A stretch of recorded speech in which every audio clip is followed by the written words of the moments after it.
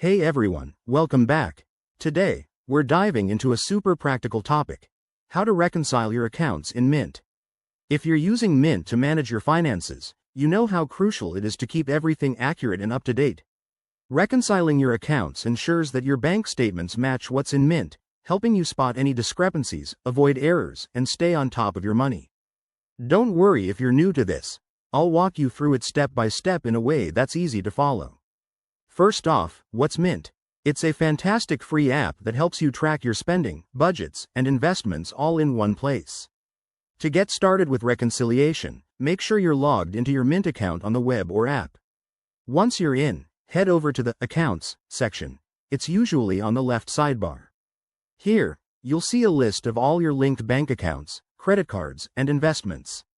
Now, let's reconcile. Select the account you want to work on by clicking on it. Look for the Reconcile or Update button, which might appear at the top or bottom of the page.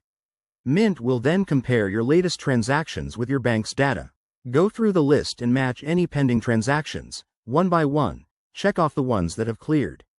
If you spot something that doesn't match, like a missing transaction or an error, don't panic.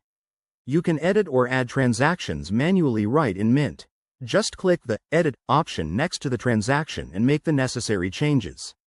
Once everything looks good, hit Reconcile Now or Finish to save your updates. This process usually takes just a few minutes, but it's a game changer for accuracy.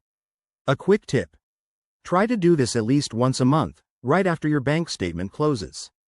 It keeps your finances tidy and helps you catch fraud early. If you run into any issues, Mint has great help resources in their support section. There you have it. Reconciling in Mint is straightforward and empowers you to manage your money like a pro. If you found this helpful, give it a thumbs up, subscribe for more finance tips, and drop a comment below if you have questions. Thanks for watching, and see you next time.